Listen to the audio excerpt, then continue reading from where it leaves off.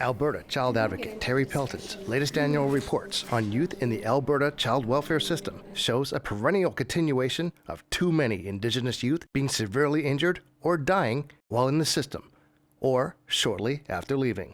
So I think what's particularly troubling is that 35 of the 48 young people were Indigenous.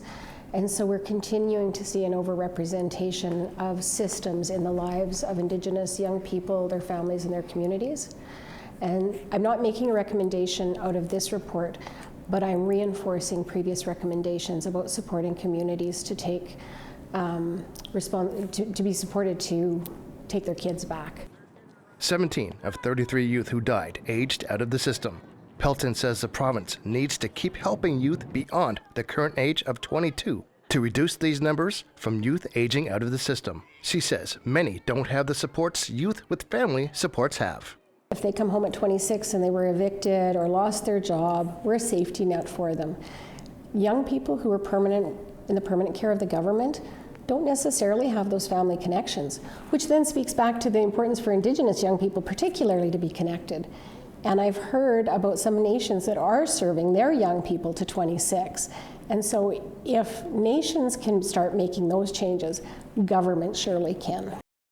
According to Pelton's report, of the total 48 youth killed or seriously injured, 26 of them, over half, had the same problems.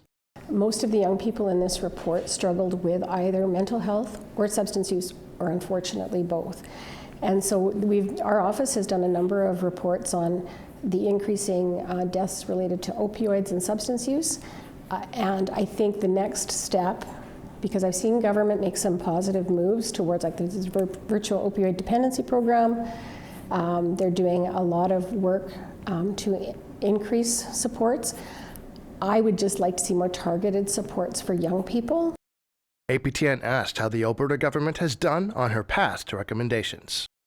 A number of them are at ongoing states of progress, significant or some progress. Some have been met. I did see some good work involved with like this youth suicide strategy that was implemented, and so now I would like to see some follow-up on that. But I'm feeling positive about what's going on for the most part. We will have community reaction to this story in the coming days. Chris Stewart, APTN National News, Edmonton.